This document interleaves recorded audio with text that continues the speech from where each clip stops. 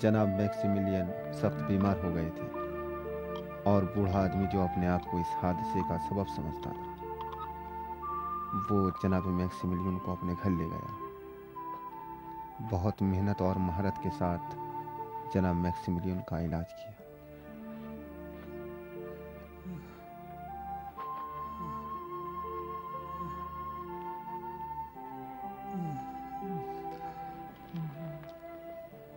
نہیں نہیں، ہلنا آپ کے لیے خطرناک ہو سکتا ہے، آپ کے لیے آرام ضروری ہے۔ کیلس، جی علی جناب، میں یہاں ہوں۔ میری نانی سے ہیلن پریشان ہو رہی ہوگی۔ میں شہر جا کر ان کو بتا دوں گا۔ آپ آرام کریں، آپ فکر نہ کریں علی جناب۔ دل میں خواہ یوں ہے، سے بھی کہہ دو کہ حالات کے اوپر نظر رکھے۔ اگر دقیانوس میرے بارے میں کچھ پوچھے تو کہہ دینا کہ قرب و جوار کے علاقے میں دورے پہ گئے ہوئے ہیں۔ اطاعت میرے مالک، آپ فکر نہ کریں، میں جلد پلٹ آؤں گا۔ علی جناب کا خیال رکھیے گا۔ اور اس کے بعد میں جناب میکسیملین اور اس خدا پرست بوڑھے کے درمیان تعلقات کا سبب بنا۔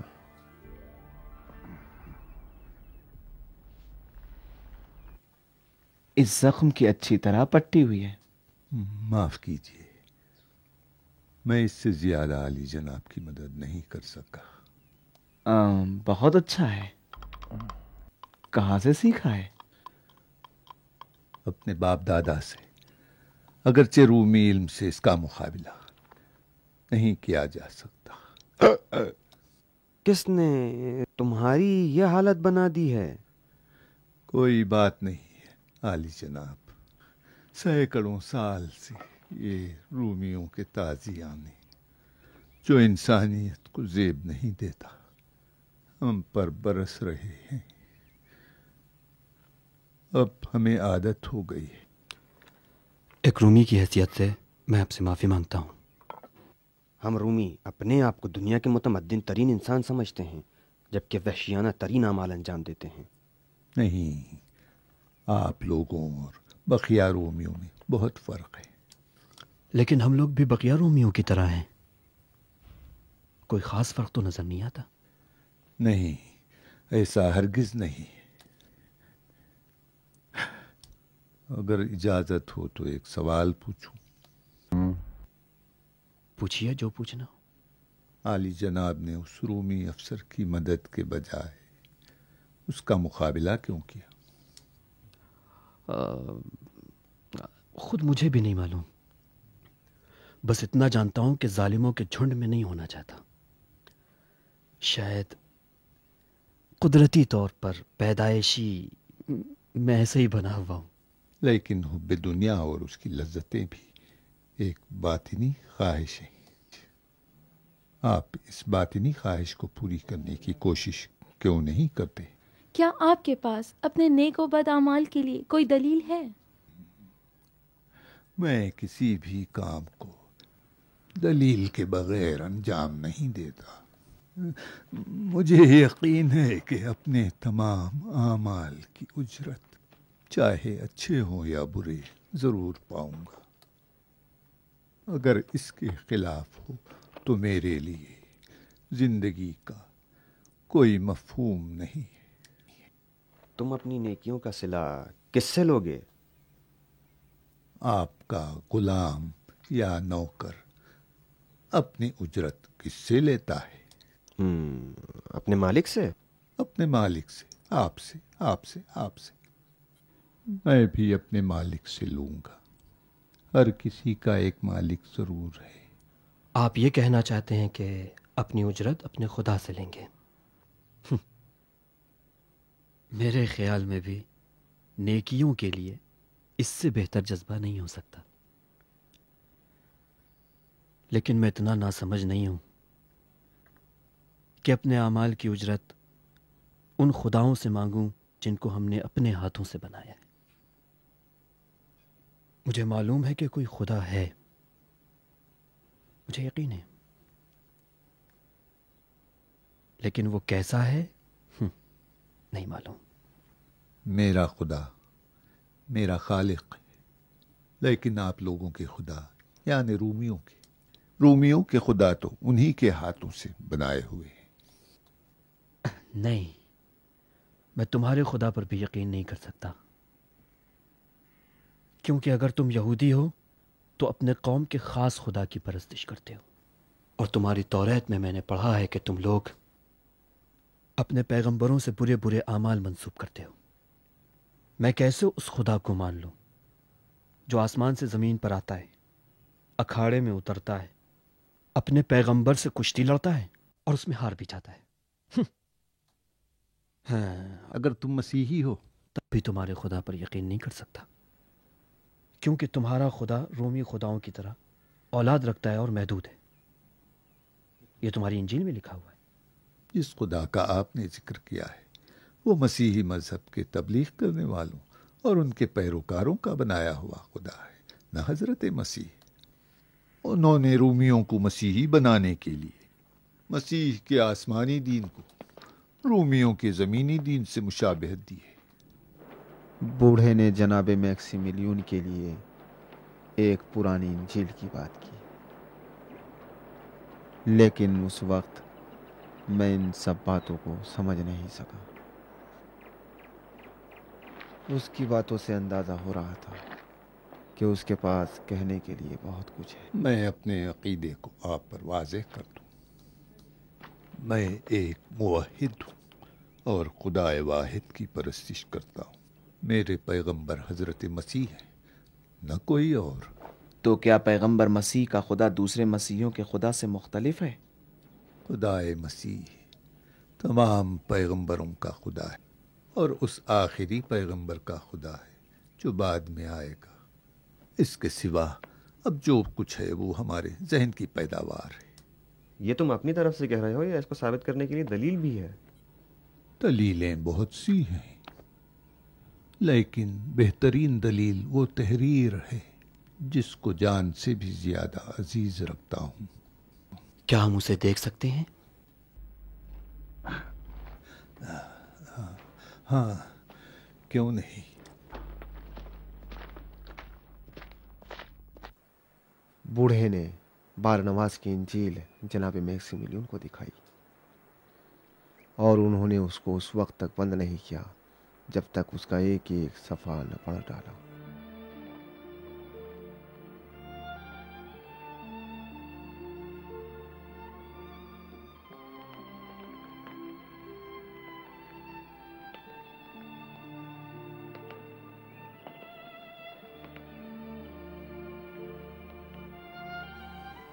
جناب میکسیمیلین بوڑھے کے گھر سے اس وقت نکلے جب انجیل کی ایک نقل اپنے ہاتھ سے لکھ کر تیار کر لی.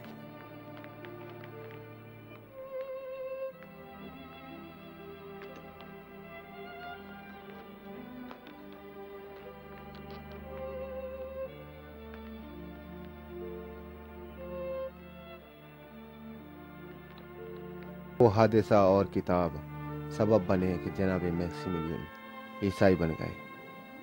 ہم کو بھی اپنے مذہب کا پیروکار بنا لیا. گیلس سچ مچ کے جناب میکسیمیلین خدا کے مقرب بندوں میں سے ہیں. ایک مرتبہ مجھ سے کہہ رہے تھے کہ جو کچھ حضرت عیسیٰ نے فرمایا ہے اور آج ان کے ماننے والے کہتے ہیں، اس میں فرق اتنا ہے جتنا یہ اونچے تناور درخت میں اور زمین کے یہ پودوں میں ہے.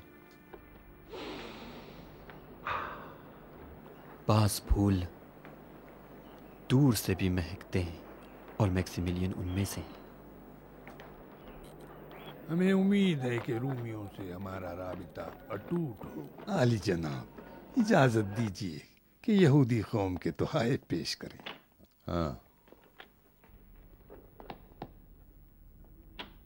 یہ ناچیز تحفے شہنشاہ اور ان کے نمائندے اور جانشین جناب دقیانوس سے یہودیوں کی دوستی کی علامت ہے.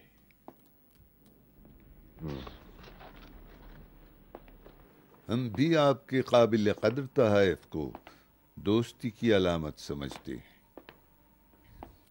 وہ معاہدہ جو شہنشاہ اور یہودی قوم کے سربراہوں کے درمیان یروشلم میں ہوا تھا ہم پر فرض عائد کرتا ہے کہ جناب کے ساتھ قریبی تعاون کریں اور شہنشاہ کے استقبال کے جشن میں ہم بھی اپنے طور پر شریک ہوں۔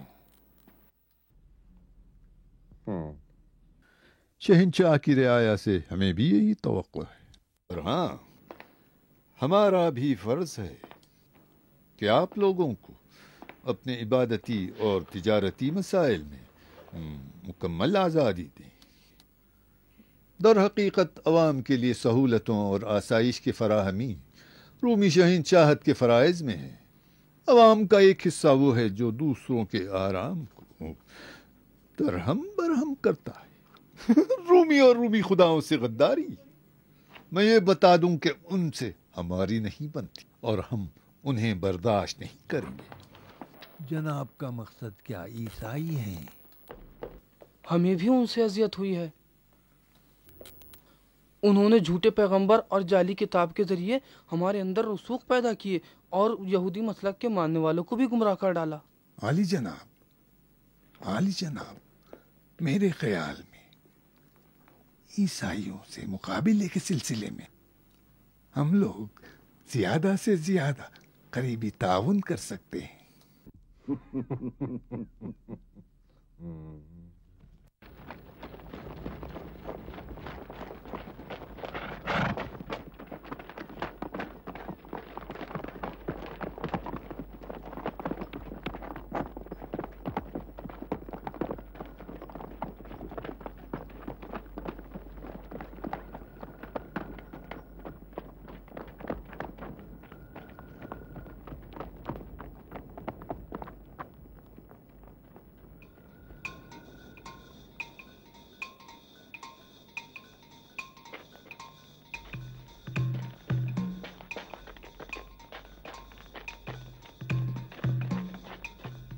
اے سپاہی،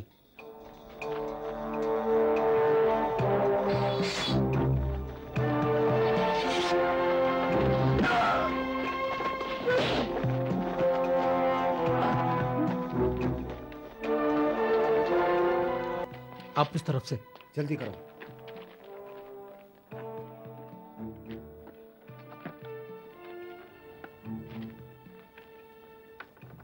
نیچے لاؤ، اور نیچے، اور نیچے، آرام سے، آرام سے نیچے لاؤ۔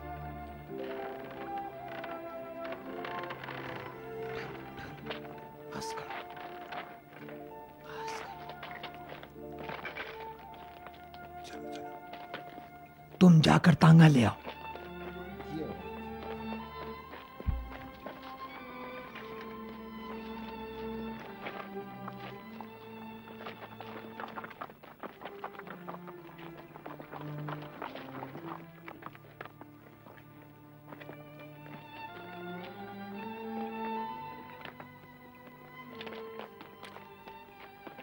لو یہ چادر ڈال دو اس پر تاکہ لاش کا پتہ نہ چلے۔ مگر اس لاش کو کہاں لے کر جائیں گے؟ قبرستان میں تو معلوم ہو جائے گا کہ تازہ دفنایا گیا ہے۔ ممکن ہے اس پر ظلم و ستم اور بڑھ جائے۔ بہترین جگہ اس کے باپ سینٹس کا مکان ہے۔ نہیں نہیں، پہلی جگہ جہاں تلاش کریں گے وہی ہے۔ بہتر ہے اسے جنگل میں لے جائیں، ہر جگہ سے زیادہ محفوظ ہے۔ چلو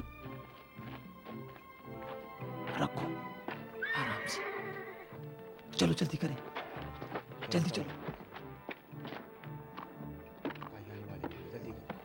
جلدی چلو، چلے۔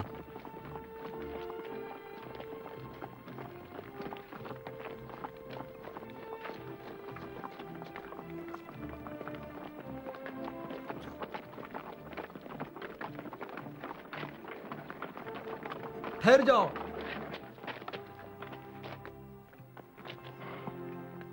معاف کیجیے گا علی جناب، راستہ صاف کرو۔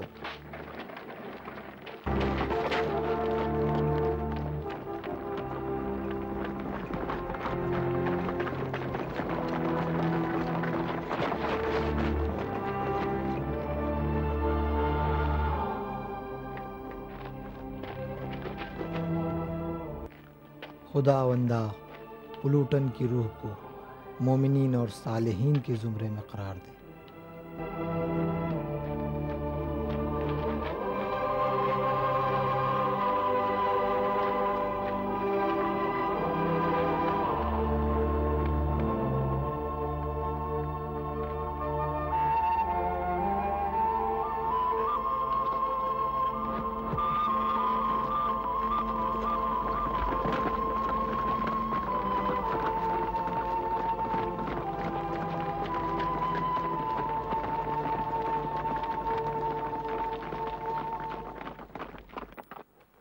رسوائی کی بات ہے نااہلو، رسوائی ہے۔ ایک زیر نگرانی مجرم کو بھگا لے جاتے ہیں اور ایک مجرم کی لاش کو ہمارے نظروں کے سامنے اڑا لے جاتے ہیں۔ اور تم شہر کی امنیت کے خاص ذمہ دار نے کیا کیا؟ صرف خبریں سنانے کے لیے رہ گئے؟ بس میں اپنا فرض جاننے اور مزید اختیارات حاصل کرنے حاضر ہوا ہوں والی جناب۔ کان کھول کر سن لو جولیس، تمہیں 3 دن کی مہلت دیتا ہوں شہنشاہ کی فیلاڈیلفیا پہنچنے سے پہلے۔ اڈونیا اور پلوٹن کی لاش کو تلاش کر لو، ورنہ خود تم کو اڈونیا کی جگہ صلیب پر لٹکا دیا جائے گا۔ پلوٹن کی لاش چرانے اور اڈونیا کو نجات دلانے والوں کو بھی تم سے لوں گا۔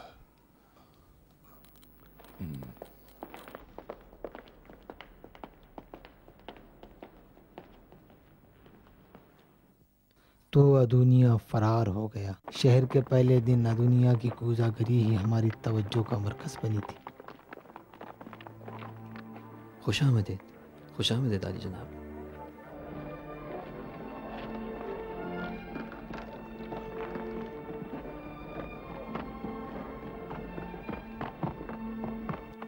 تم تو بڑے ماہر کوزہ گر ہو۔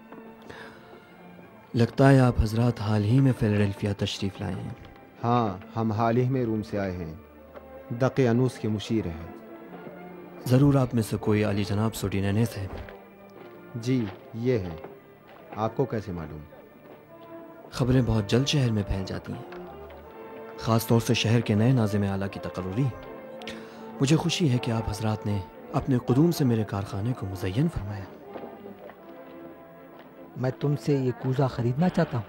آپ روم کے اعلیٰ خاندان کے شرفاء، جنہوں نے روم اور اس کی تمام رانائیوں کو اور ماہر فنکاروں کے شاہکاروں کو اپنی آنکھوں سے دیکھا ہے، ظاہر سی بات ہے کہ فیلاڈیلفیا کے کسی گوشے میں کسی گمنام فنکار کا کام بھلا آپ حضرات کو کیا پسند آئے گا؟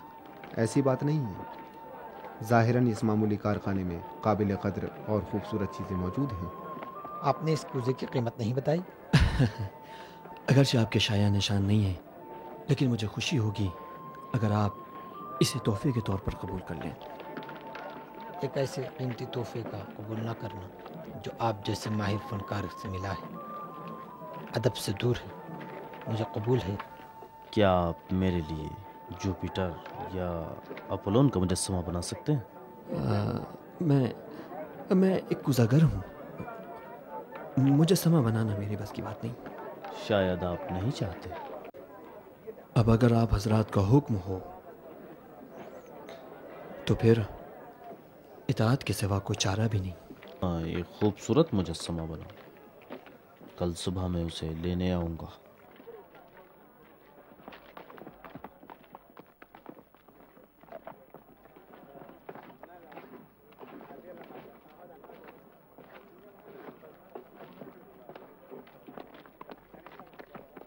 انہیں زیادہ مجسمے کافی نہیں تھے؟ میں ہمیشہ ان رنگ برنگے مجسموں سے دور رہا ہوں، اور آپ یہاں بھی مجھے مجسمے کا حکم دے رہے ہیں۔ دکھاوے کے لیے رکھنے میں کیا حرج ہے؟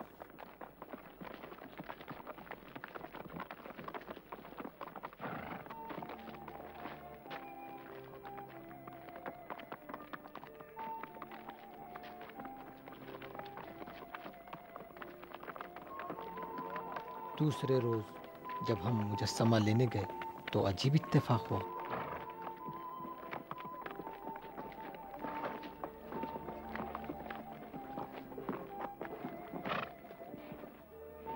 हाँ तो उस्ताद, हमारा मुजस्समा तैयार हुआ या नहीं? बिल्कुल अली जनाब, तैयार है।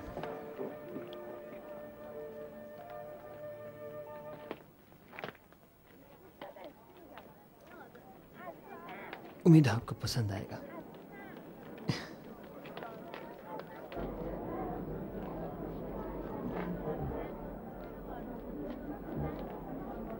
ये कैसा मुजस्समा बनाया है? मैंने अपनी पूरी कोशिश की है अली जनाब, पहले भी अर्ज कर चुका हूँ, मुजस्समा मेरे बस में नहीं। तुम चाहते हो कि इस मस्खरे को खुदाओं के मुजस्समे के तौर पर घर ले जाऊं? अली जनाब,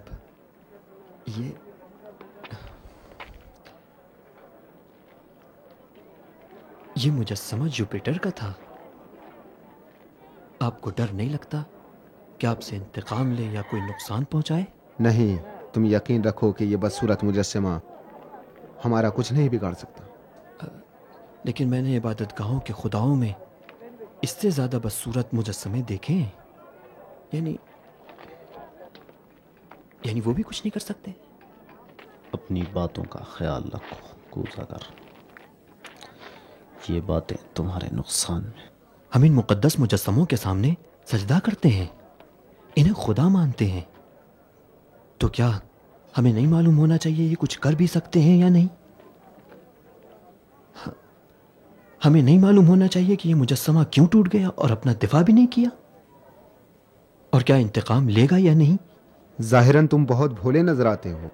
ये मुजस्समे खुदा कैसे हो सकते हैं? ये लोगों के बनाए हुए खुदा हैं।